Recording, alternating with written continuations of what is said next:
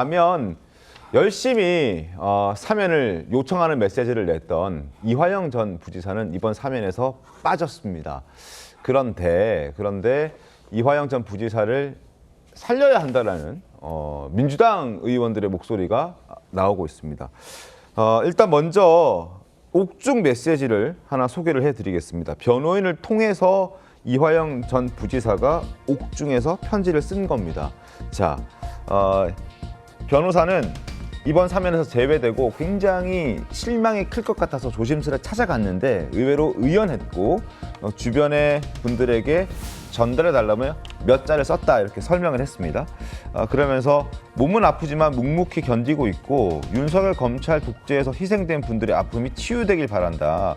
검찰에 의한 대북 송금 조작 사건의 진상을 반드시 규명하겠다. 라는 메시지를 냈습니다. 대북 송금 사건이 아니라 검찰에 의한 대북 송금 조작 사건이라고 규정을 했습니다. 정원희 대변인 어떻게 보셨습니까? 민주당이 지난 윤석열 정권 시절에 어떤 식으로 정치적 위기를 타개했는가 다 기승전 정치 검찰 이 프레임으로 통과한 겁니다. 네.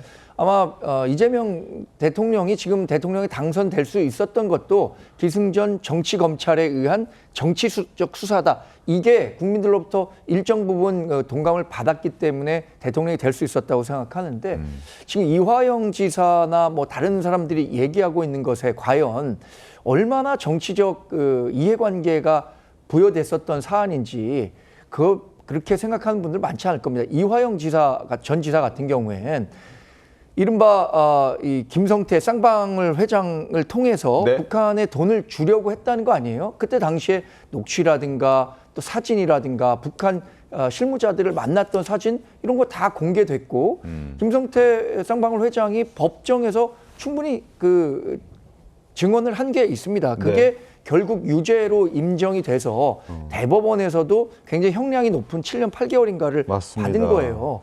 근데 이 사법부의 판단 정말 잉크가 마르지도 않았는데 지금 민주당에서 이화영 전 부지사에 대해서 정치검찰에 의한 피해자니 빨리 이 사법적 구제를 해야 된다라고 얘기하는 것에 어떻게 국민이 동감할 수 있겠습니까? 저는 조국 전 장관이 2019년에도 우리나라를 두동강 냈었다면 여전히 그 이번 사면을 두고도 국론 분열의 중심에 있었다고 생각합니다. 사면과 관련한 찬성 반대 여론 여전히 팽팽하잖아요.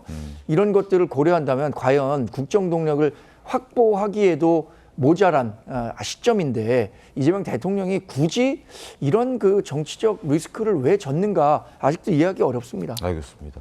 제가 좀 말씀을 드리면 네네. 죄송한데 좀 정치 검찰 주장으로 민주당이 여기까지 왔다 이렇게 생각하면 국민의힘은 저는 희망이 없다고 봐요.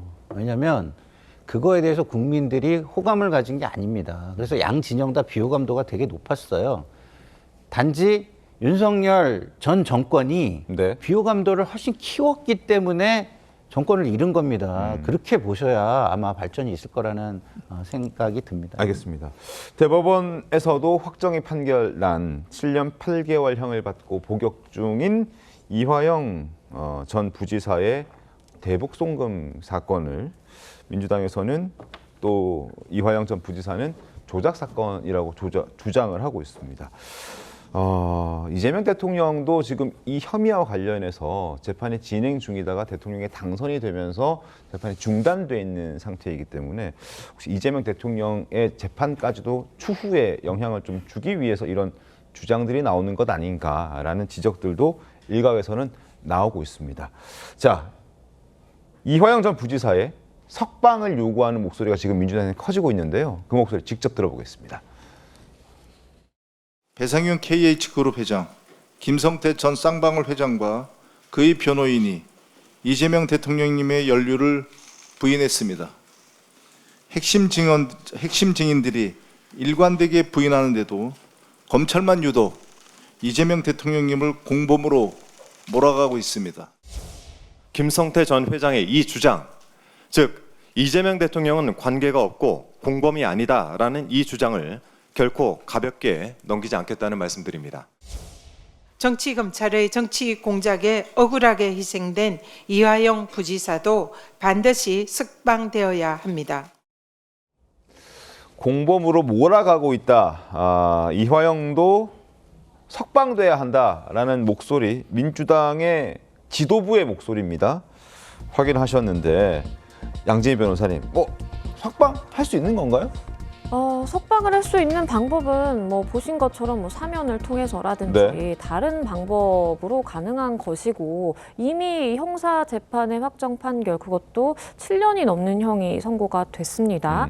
그 부분에 대해서 이것을 조작됐다 아니면 뭐 정치적인 탄압이다라고 해서 한순간에 뒤집기는 현실적으로 어렵죠. 그리고 앞서서도 이야기가 나오기는 했지만 네. 물론 많은 피고인들이 본인의 이제 억울함을 호소한다라든지 아니면 나는 정말 그럴 고의가 없었다라고 이야기를 하는 경우는 뭐 일반적이라고 볼 수도 있는 측면이 있습니다. 다만 본인의 책임에 대해서 전혀 인정하지 않고 이것은 다 조작됐다라고 주장하는 것은 오히려 합리적인 시각에서 접근해 봤을 때에도 조금 납득하기 어려운 측면과 함께 이 부분에 대한 전혀 반성은 없다라는 시각이 함께 공존할 수 있기 때문에 좀 위험할 수도 있겠다는 생각이 들고요. 네. 그리고 형기도 이제 절반도 마치지도 않았고 그리고 형기를 이렇게 많이 이제 물론 뭐 1년 선고를 받고 복역 중이다가 석방되는 경우 그러니까 사면으로 석방되는 경우 아니면 7년이나 10년 뭐 그보다 중한형을 선고받고 복역을 하다가 석방되는 경우는 조금 차이가 있다라고 봅니다. 그렇기 때문에 그 혐의점에 대한 엄중함이라든지 중대성 차원에서 보자라고 한다면 석방을 요구하는 목소리는 조금 지나친 부분이 없지 않다. 무리한 목소리다라는 생각도 듭니다. 알겠습니다. 근데 그 민주당이 이 재판 과정에서 얘기하고 있는 것 이중성을 얘기 안 할 수가 없습니다. 첫 번째가요. 이 김성태 쌍방울 회장이 법정에서 증언한 것에 대해서는 조폭 출신 기업인이 자신에게 유리하게 증언한 것을 어떻게 믿을 수 있겠느냐 이렇게 얘기를 했어요. 근데 반대로 KH그룹의 배성현 회장이 이 이재명 대통령에게 굉장히 유리한 증언까지는 아니죠. 지금 인터뷰를 하니까 네. 그거 봐라 이재명 대통령은 이것과 관련해서 무죄 아니냐 이거 관련이 없는 거 아니냐 이렇게 얘기를 하고 있어요. 근데 김성태 회장이나 배성현 회장이나 출신은 똑같습니다. 네. 근데 어떤 사람이 하는 얘기는 조폭 출신이기 때문에 믿을 수 없다라고 하고 어떤 사람이 하는 것은 그거 정말 믿을 수 있는 얘기다라고 얘기하는 것은 본인에게 유리한 증언을 하는 바는 인정해야 하고 네. 그렇지 않은 사람은 배제해야 한다라는 이중성이 여기에 숨어 있는 거죠. 알겠습니다.